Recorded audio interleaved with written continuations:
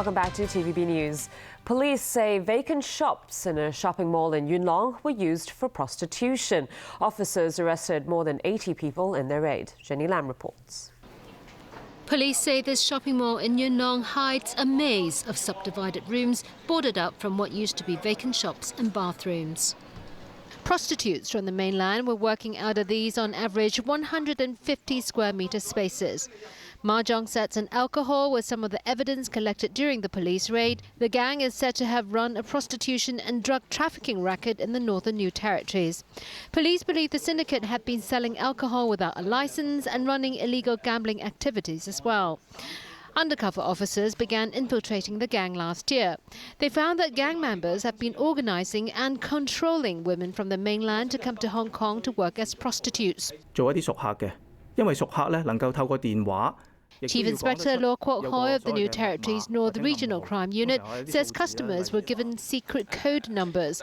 Once they identified themselves, they will refer to a particular unit in the shopping mall. Police arrested 33 men and 51 women during the raid.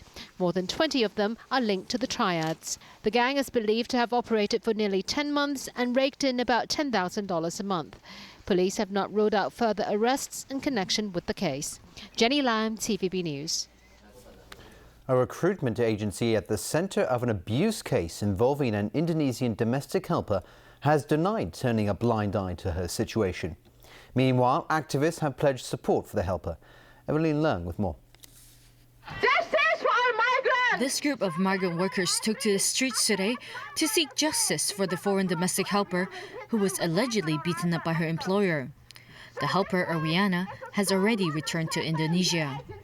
Her supporters say she had tried not to reveal the case. It wasn't until she was at the airport catching a flight back home that people noticed her injuries. We just know the face is become swollen and also the hand is like some burn. The protester said Ariana had tried to seek help from the recruitment agency, but workers there turned her away.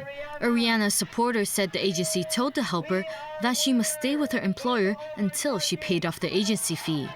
When asked why the helper didn't report the case to the police, activists said most migrant workers don't know how to contact the authorities. It's also important to note that Indonesian migrant workers, before they arrive in Hong Kong, the only place they know and the only people they know are the agencies. The protesters say they feel shocked that such abuse cases happen in Hong Kong. They called on the Hong Kong government to step in and safeguard the well-being of migrant workers. We contacted the recruitment agency today, and staff there denied the accusations. The agency said it received a phone call from Ariana less than a month after she started working last year. Ariana was said to have complained that her employer was very strict and she wanted to quit. The agency told her that she would have to give the family 1 month's notice. It said it didn't hear back from the helper. The agency said it only found out that Ariana had been abused after her case was reported by the media, and is stressed it has already given all relevant information to the police for further investigation. Evelyn Lang, TVB News. To Egypt, where the state news agency says voters have overwhelmingly approved a new constitution that will replace the one drawn up by ousted Islamist President Mohamed Morsi. The constitution is a key piece of a political roadmap towards an election for a new president. Alan Buckner reports. The referendum was boycotted by Morsi's Muslim Brotherhood supporters. Still, early numbers indicate there was a 50% turnout, with about 90% voting in favor of the new constitution. It's a heavily amended version of the constitution ratified by Morsi's Islamist allies in December 2012. That referendum had a 30% voter turnout with a 64% backing, and led to the anti-government protests that saw Morsi ousted in a military coup last July. Yesterday's voting was much more peaceful than Tuesday, in which 9 people were killed in clashes between police and Morsi supporters. There was a heavy turnout among women voters, as the Constitution offers more freedoms and contains 20 articles which specifically promote the rights of women. Still, there were divergent views of the new constitution, even among family members. أنا مقتنعة بالدستور 100%. I didn't read the Constitution before, but I saw how it was used by the Brotherhood to abuse power. Now I follow up on articles like power sharing and women's rights, two issues that caused sufferance to us lately. This Constitution covered them perfectly. Whether ratified or not, the Constitution has no effect on our lives. We need laws to be implemented. Corruption, chaos, poverty and ignorance must be eradicated first. This last year was so violent it pulled the country back. While the Constitution has its flaws, I felt it will rid us of the Brotherhood's attempt to create a new dictatorship. International observers say they didn't see any irregularities in the voting. In most of those locations that they've been at, voting seems to have been proceeding smoothly. Final results of the voting aren't expected until tomorrow. If the yes majority is as solid as the 90% initial returns, it's expected that the country's military chief, General Abdel Fattah al-Sisi, will run for president in an election later this year. Alan Brookniat, TVB News. The attack on the U.S. consulate in the Libyan city of Benghazi in 2012 that killed 4 Americans is back in the news tonight. A scathing report issued by the U.S. Senate Intelligence Committee says the deaths could have been prevented by better security and better communication. The report pins most of the blame on the State Department. NBC News reports. Benghazi, Libya, 9/11, 2012. The month and day alone should have set off alarms, but didn't. The report says the attacks that killed the 4 Americans, including Ambassador Chris Stevens, were preventable. In fact, hundreds of intelligence reports in prior months had warned militias and terrorists and affiliated groups had the capability and intent to strike U.S. and Western facilities and personnel in Libya. The intelligence was really ample. I had an opportunity to review it myself. Was it the State Department that should have ramped up the security with all these warnings? The CIA, or both? It's the State Department that's responsible for the security of our missions and embassies. The report says the CIA increased security at its annex a mile from the diplomatic mission. The State Department did not. They needed more security measures. They needed more personnel. All of that was ignored. A major new finding, Ambassador Stevens declined 2 specific offers from African Command General Carter Ham for more military support. And the report says the Pentagon, whose closest fighter jets were more than 5 hours away, was not prepared to respond to the attacks. Committee Republicans also issued a blistering attack on former Secretary of State Hillary Clinton, who last year tried to rebut charges of a cover-up. What difference at this point does it make? It is our job to figure out what happened and do everything we can to prevent it from ever happening again, Senator. But the Republican committee members categorically blamed Clinton, writing, "At the end of the day, she was responsible for ensuring the safety of all Americans serving in our diplomatic facilities. Her failure to do so clearly made a difference in the lives of the 4 murdered Americans and their families. That will be fodder for any presidential campaign." As she herself says, the buck stops at the top, and she was in charge of the State Department at the time. Hillary Clinton's office referred all questions back to the State Department, which tonight told NBC News, "We are focused on improving the security of our embassies. We'll leave politics to others." All right. Tony, over to you for sports. That's right, and more tennis action in Melbourne.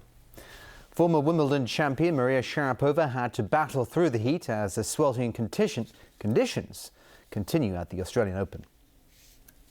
It was another hot day, forcing Australian Open officials to invoke the extreme heat policy as temperatures reached 42 degrees. It meant that matches on outer courts had to be stopped once the set was finished. Maria Sharapova was in the middle of a deciding third set, which meant she had to battle through the heat and finish the match. The Russian eventually beat Italian Karen Knapp by 2-1 and said it was all about trying to survive the conditions. I think at that point you're not thinking whether it's safe or not. You're trying to get through the match in the best possible way, and no matter how you're playing, you're trying to make it as safe as possible, yeah. Also in the women's draw, Romania's Simona Halep rallied from a set down to beat Varvara Lepchenko of the United States and move to the next round. Kei Nishikori also found the going hot, but kept his cool to carve out a straight sets win over Dusan Lajovic of Serbia. In football, Manchester City notched up another devastating win, this time over Blackburn in the FA Cup. Alvaro Negredo and Edan Dzeko struck twice, while Sergio Aguero marked his comeback from injury with a goal. City cruised to a 5-0 win in the third round replay. And finally for tonight, the city of Amsterdam has come up with a novel way to keep alcoholics busy while cleaning up the streets. You might call it litter for lager. Alcoholics in the Dutch city are being paid 5 cans of beer a day in return for cleaning the city's streets. Under the scheme, 2 groups of 10 men work 3 days a week picking up trash. They're also paid a small wage and given a hot meal. Those taking part in the program have exhausted many chances at sobriety. The scheme is so popular, there is now a waiting list for alcoholics who want to join up. And that's the news for tonight. Thanks for watching. Good night.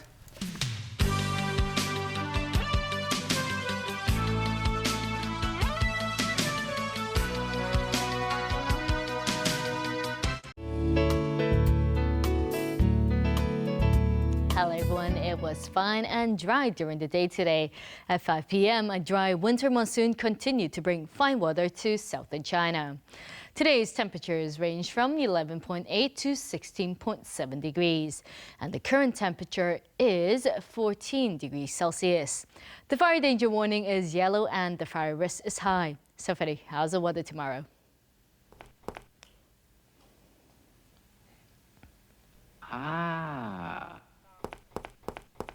Fine and dry, rather cool in the morning, some haze during the day. Temperatures will range from 13 to 18 degrees.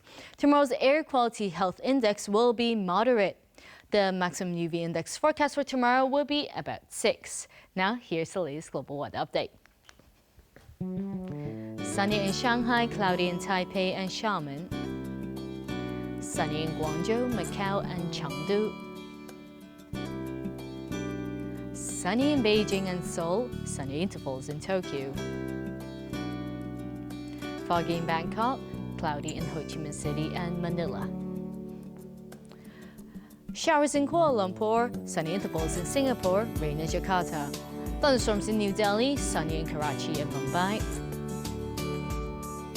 Sunny intervals in Cairo and Nairobi.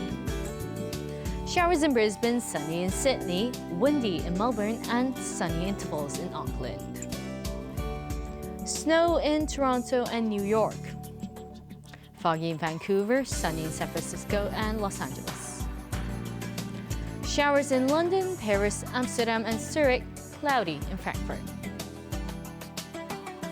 And that's the weather. Have a great evening.